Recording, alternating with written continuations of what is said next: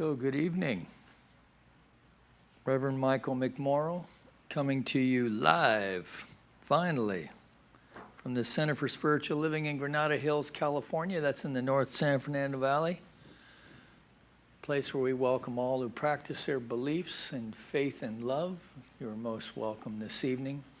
Sorry for the late start. We've been having technical issues with our live stream the last few weeks, actually. So we think we get one thing fixed and another thing pops up. So we'll actually be talking about that in the lesson today.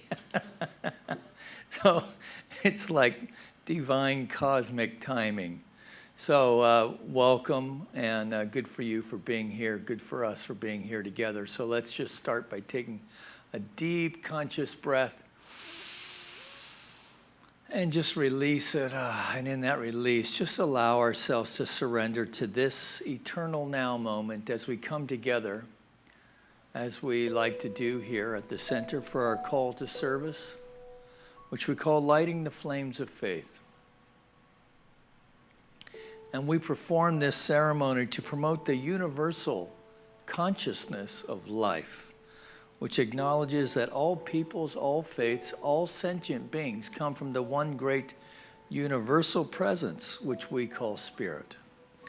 That fundamental to this truth is the unifying nature of all religious thought and experience, which we honor here this evening with these candles behind me. So the first candle is for the Tao, honoring the universal path of harmony and equilibrium, the natural way. We light the second candle for shamanic traditions, honoring the beliefs and practices of all indigenous peoples, the way of primal spirituality. We light the third candle for Hinduism, honoring the path of knowledge, action, and devotion. The fourth candle we light for Judaism, honoring the ethical path of living by sacred law. The fifth candle we light for all forms of Buddhism, honoring the Four Noble Truths and the path of compassion. The sixth candle we light for all forms of Christianity, honoring the Christ consciousness as the path of love. We light the seventh candle for all forms of Islam, honoring the path of submission to the will of God as highest calling. We light the eighth candle for the universalistic religion of Baha'i, honoring the path of unity and peace. We light the ninth candle for all forms of New Thought, honoring the metaphysical path of mental healing through the practice of universal spiritual principles. We light the 10th candle for all those who are as yet unaware of the power and presence of Spirit in their lives, and for the space we hold for them here at the center, within our online community, and within our own hearts. And behind us we have the healing candle. I'd encourage you to just either speak aloud or silently into the light the names of anyone you wish to have experienced the healing flame of God's eternal love. And tonight I'd like to remember Marianne Lockhart's father, who passed earlier today at 90. So he had a good run. So we just hold Marianne and her family in light and love. I'm one with the Spirit all around me. I'm thankful, so grateful. I trust in God. I surrender. I surrender. I'm one with the Spirit all around me. I surrender. I surrender.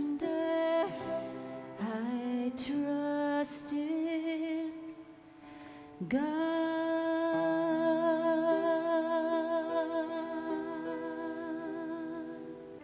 So let's take a deep breath together and pay attention to the out breath. Deep breath in and release. And that release, another word for surrender, that we surrender the day, we surrender into this moment, recognizing and knowing that there is but one power, one presence, one source, one life, one living intelligence, one infinite heart of the divine, expressing and impressing itself in, through, and as all of creation, and right where we are. And so, speaking for everyone listening then, I just claim for ourselves this moment to be still and know. To be still and know I am. And so we take this time for ourselves to commune with the divine, and also within the energetic of this meditation community, as together we join each other by means of this technology. Knowing that we are not bound by physical form, that we are joining in an energetic of love itself. So as we each go within our own heart, connecting with the infinite within our own way and within our own understanding, we are joining with that which is oneness and wholeness, expressing in, through, and as all of life. And so in this moment, in a conscious way, we are one.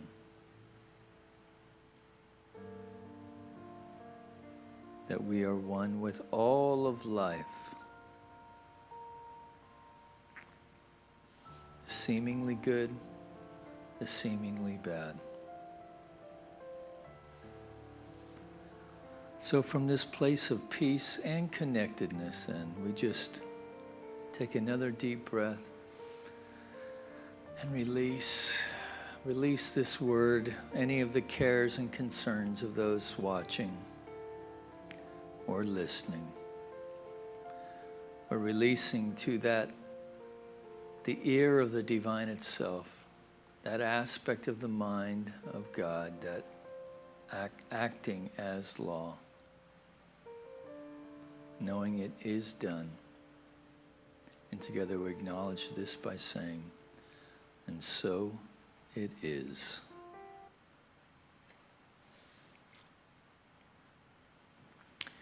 And so just a recap, I keep plugging this book, Start Where You Are, with Pema Chodron. Excuse me. Boy, it really is chock full of a lot of wisdom, both folk wisdom and Eastern spiritual teachings. And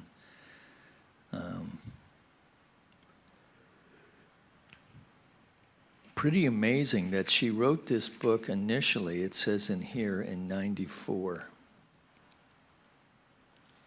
So she was just a kid. Anyway, so she teaches using slogans. We've been working with this thing called the Big Squeeze. Remember, this was about some heart-opening stuff. And last week we were talking about, the gloriousness of life, which inspires us, encourages us, cheers us up, gives us a bigger perspective. It energizes us. And then we are also, on the other hand, there's what she calls the wretchedness of life, or life's painful aspect, which softens us up considerably. That knowing pain is the very a very important ingredient for being there for another person. So her observation, and I think is a correct one, we can get kind of cocky when we're in the when we're riding high in life, right? We can think like we start thinking we have all the answers, which is not to say that we don't have within us wisdom and a modicum of knowledge, such as we have, right? But the point she's making is that it is in grief or where we feel disappointed in life, that softens us up, that opens our heart and allows us to experience life from a place of connectedness. And so in today's reading, she says this, that today's slogans are instructions on how to communicate from the heart. Right, today's instructions on how to communicate from the heart. This is on page 124. The emphasis is on how to keep one's heart open for the juiciness and richness of the big squeeze. One of the slogans is, whichever of the two occurs, be patient. So the two that she's speaking to, of course, is gloriousness or wretchedness. Whichever of the two occurs, be patient. Whether it is glorious or wretched, delightful or hateful, be patient. Whether YouTube is on or YouTube is off, be patient. Whether the graphics are up or the graphics are down, be patient. Patience means allowing things to unfold at their own speed, rather than jumping in with your habitual response to either pain or pleasure. The real happiness that underlies both gloriousness and wretchedness often gets short-circuited, by our jumping too fast into the same habitual patterns. That patience is not learned in safety. It is not learned when everything is harmonious and going well, when we're getting our way. When everything is smooth sailing, who needs patience? If you stay in your room with the door locked and the curtains drawn, everything may seem harmonious. But the minute anything doesn't go your way, what happens? We blow up. There is no cultivation of patience when our pattern is just to try to seek harmony and smooth everything out. Patience implies willingness to be alive rather than trying to seek harmony. So we're not seeking harmony, we are finding that balance, I guess, that allows harmony to make itself known. Huh? So she tells a story of a hermit who is well known for his austerity. He had a reputation, and he'd been diligent in his practice in a cave for 20 years. When an unconventional teacher named Patrul Rinpoche showed up at the cave, and the hermit humbly and sweetly welcomed him. The Rinpoche said, "Tell me, what have you been doing in here?" The hermit answers, "I've been practicing the perfection of patience." So Rinpoche putting his face very close to the hermit's face, Patrul Rinpoche said, "But a pair of old scoundrels like us, we don't care about anything about patience, really. We only do this to get everyone's admiration, right? We just do this to get people to think we're big shots, don't we?" And the hermit started getting irritated. Right? So this is the hermit who's been practicing the perfection of patience, remember. The hermit's getting irritated, but Patrul Rinpoche wouldn't stop. He just kept laughing and patting him on the back and saying, "Yeah, we sure know how to dupe people, don't we? We really know. I'll bet they bring you a lot of gifts, don't they?" At this point, the hermit stood up and screamed, "Why did you come here? Why are you tormenting me? Go away and leave me in peace." And then the Rinpoche said, "So now, where is your perfection of patience?" And then the Rinpoche said, "Oh, so where is your perfection of patience?" So that's the point. We can create the ideal situation in which we have a very high opinion of ourselves. But how do we do when it comes to the big squeeze, right? When we find ourselves in the pinch. So patience, I can really relate to this because in my own story, when I was a young man, I was a very impatient fellow, quick to anger, discovered profanity. I was just an angry dude. And I'm talking about in my early 20s. And I remember praying a prayer about wanting to learn patience. So if you've been having thoughts like this, be careful what you pray for. Because if you want to learn patience, then what do you suppose happens, right? So the trade that I was in is carpentry. So I just think it's one of the big cosmic jokes of my life is that I asked for patience, found my way into carpentry, and so that's what I got to practice all day long. And to varying degrees of success. So one more little story and then we'll meditate. So I was a young apprentice in Hadlock, Washington, and it was the last few things on the punch list, the last few items to be done at the Hadlock post office. And then when we were finished, everybody could get paid. So I'm there alone. It's really important that I finish these tasks. I was putting in door hardware. So I'm using a chisel and doing some fine work and tap, tap, tap, and then broke whatever it was I was working on. And I was so angry that I took my hammer and I threw it down on the floor and it went ba-dum, ba-dum, ba-dum, ba-dum, and stuck in the drywall on the opposite side of the room. Right? So now my boss comes in and he's like, "All right, so we're all set, we're all done. How'd you do with the punch list?" Well, the punch list was done, right? But now we had to repair the wall where my hammer was still stuck. So that was my big insight, right? That was the thing that said, I have to learn how to be more patient. So there's my story on patience.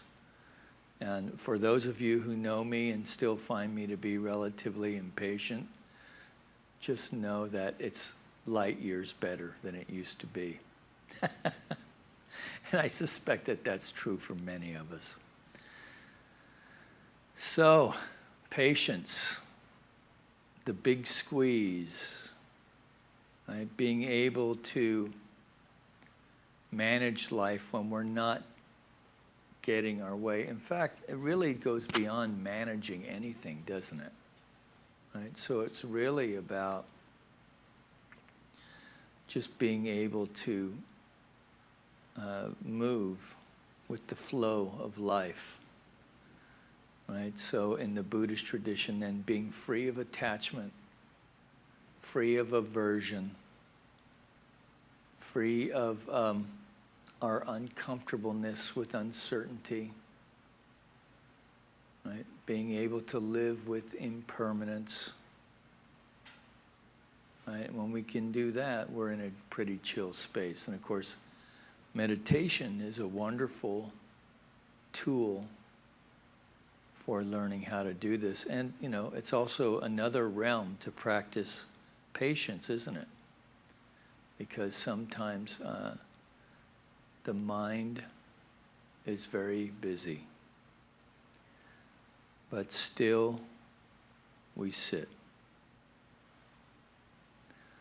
So Joe Rogan is one of the podcast guys I listen to.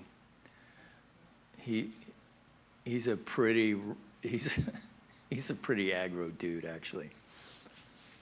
But he talks about, how we subtly set ourselves up for being mediocre, right? By giving ourselves, the little subtle and sometimes not so subtle excuses to not step up. I think we can do that in our meditation practice too. But in our meditation practice, it's important that we just observe even that, right? And do it anyway. So Rogan says that he's the laziest person he knows that actually gets stuff done. And this has actually been a good motivator for me this week, because I've been finding ways to kind of duck on a few things that I've really been wanting to incorporate. So, patience. Patience with ourselves, patience with our fellows, patience working within the conditions of our life.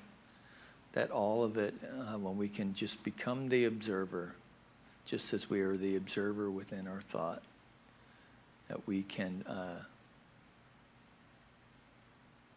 it allows us to be available, more available to what's really going on in this moment, because in this moment, things are often pretty okay.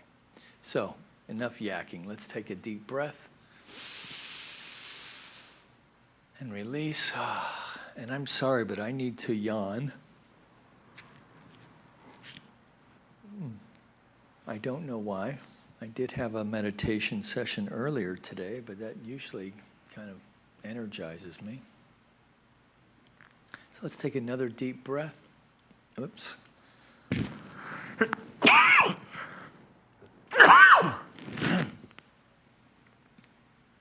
Mike, would you mind getting me a glass of water, please? So, speaking of patience, let's just start with a deep breath. Following the breath, which means we're just paying attention to the movement of the breath in the nostril.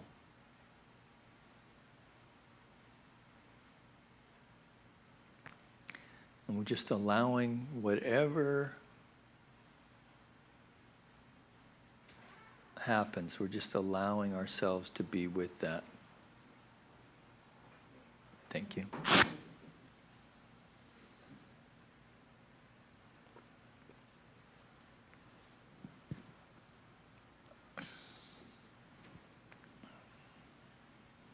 Following the breath.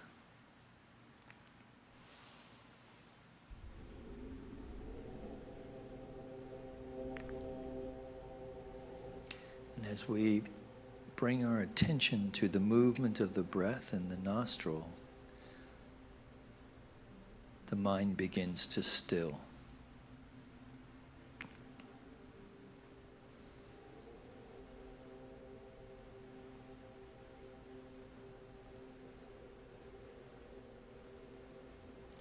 And so we scan the body, bringing our attention to the bottom of our feet. And we're just going to scan the body, scan for sensation, and specifically scan for tension. So up the legs, into the knees, any torquing in the knee, the quadriceps, the hamstrings, making any adjustment we need to. And if we find tension, then we just take a deep breath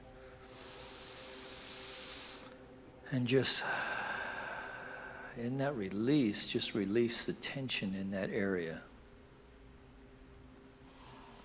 Sounds weird, I know, but it actually works. Into our sit bones. So our sit bones, we just kind of check our posture now. So an erect spine that is free of tension. The spine balanced on the sit bones, the head balanced on the spine.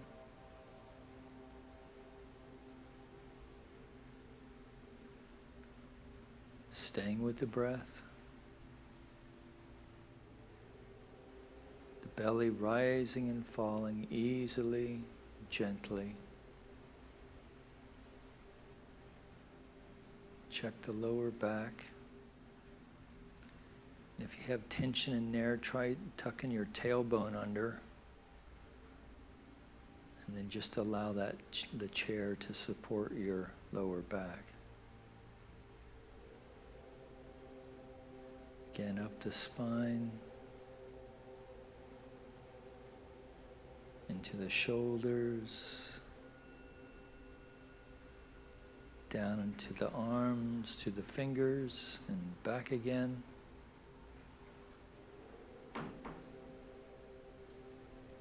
Into the throat.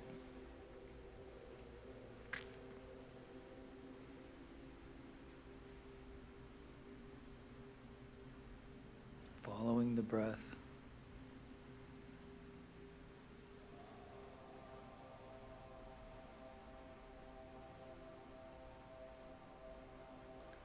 Now focus your attention on the exhale.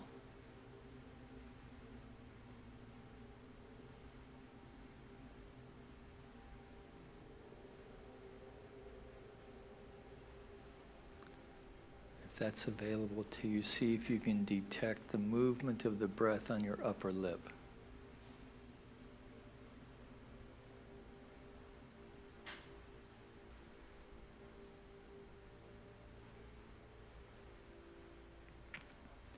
So as you still, you may detect a sensation above the eyebrows and the third eye area, or even on the crown of the head.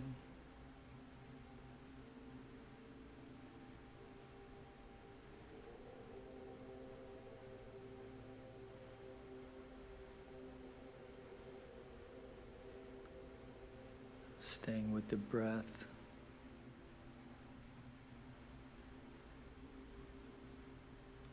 So we're going to take a deep breath, and on the release, we're going to move into the silence for about 15, 20 minutes.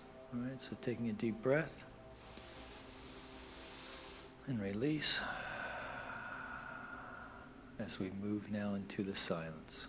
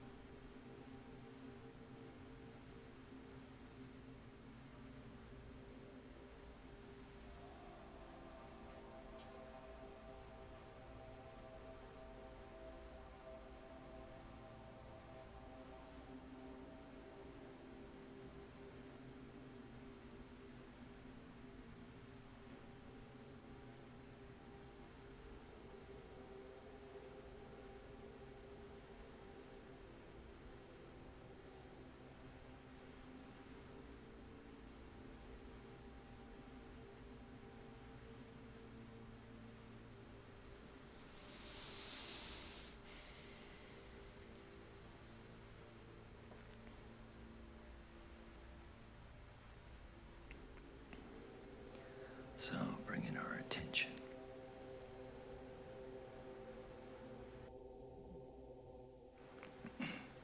gently back into the room, staying with the breath.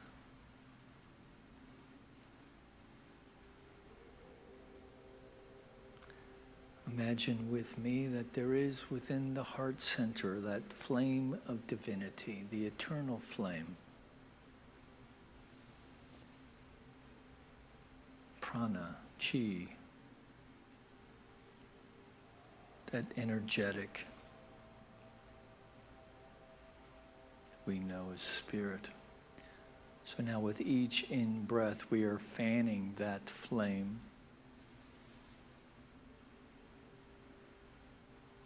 and allowing it to grow in brilliance.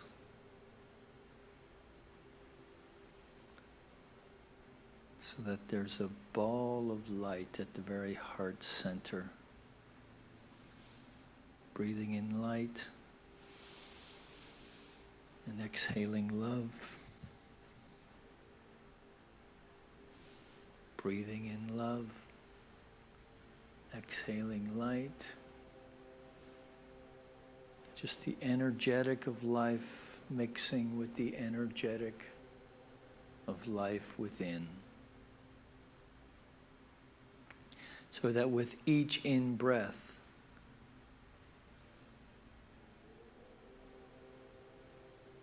this ball of light expands just a wee bit in the way that we would blow a balloon.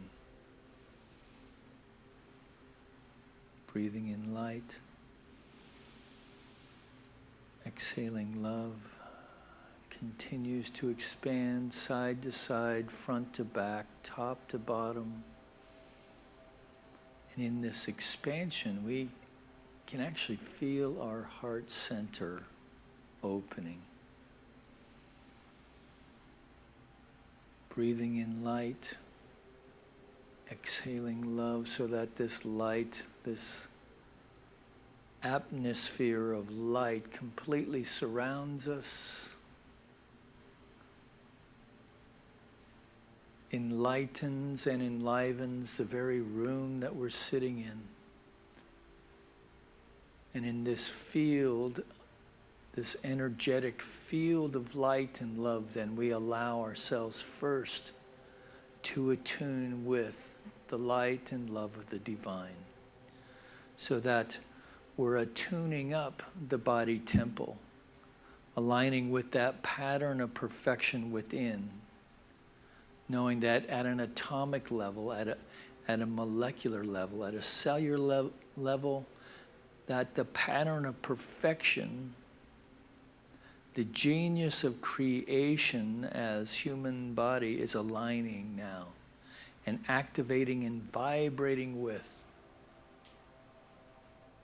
the energy of the Spirit.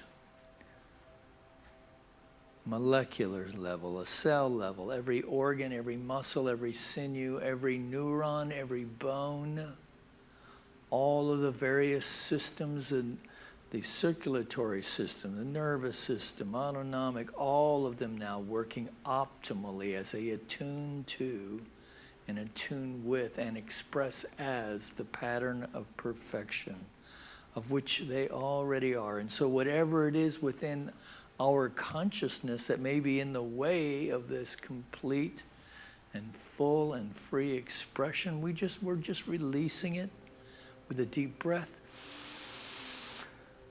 We're just releasing it, letting it go. It is no more. That never was. So our body temple now is attuned. Our consciousness, every neuron, every wrinkle of our cortex is aligned and enlightened by the very light of Spirit, that we are open and receptive to new and creative and dynamic ideas for any challenge that may be presenting itself in our life, that we know that the solution is already in place, and so we attune our individualized consciousness to the universal consciousness of the mind of the divine itself. That our heart is now attuned and opened we've been cracked open, that our relationships, be they in business, in the office, on the job, with our intimate relationships, that there's an opening, there's an open-heartedness, there's a wholeheartedness, there's a connectedness within it. As we create this field for the free expression of love, expressing as a law of circulation of good to make itself known. So that finally, in the areas of our expression of work and finance, that we understand and know that in this attunement with the divine, that we are living and attuning with and expressing as the overflow of life itself, that we turn away from any thoughts of lack, and in turning away from any thoughts of lack, we are attuning to knowing that the natural state of the universe is abundance, expressing itself in the realm of our affairs, around financial stuff, that our needs are met and then some, that we joyously accept income from unexpected sources. Taking a deep breath. And then we just feel just the gratitude of the many blessings in our life. I think it was Yogananda who said that if you were born in the United States, that you have really good karma. So it's sometimes difficult to remember that, but it's anybody who's traveled will tell you it's true. So we just feel grateful for all those, in the ways great and small, in which we are blessed. So taking another deep breath. We release, and in that release, know that we are releasing it to that aspect of the divine mind, the universal mind expressing as law, where all things are made manifest. And that in this release, then, there's a calm self-assurance of knowing that all is well. And this feeling of all is well follows us into bedtime as we lay our head to the pillow, drifting off easily and effortlessly into sleep, sleeping deeply and restfully, dreaming sweet dreams, that we awaken feeling rested and restored, full of vim and vigor and a zest for life and an excitement for the day to come. Taking a deep breath one more time. Just releasing all of this now to the divine activity that it already is, knowing that it's done, knowing it's complete. And together we acknowledge this by saying, and so it is. Amen. So, thanks for sticking it out with us tonight. Got started a little bit late. Our meditation was a little shorter than usual, but still good for you, I hope. So you can join us on this same channel at Mike Opens the Door at 10:25. We have some announcements that go up, and we start barring technical difficulties. We start pretty much right on time at 10:30, where this week we have the music of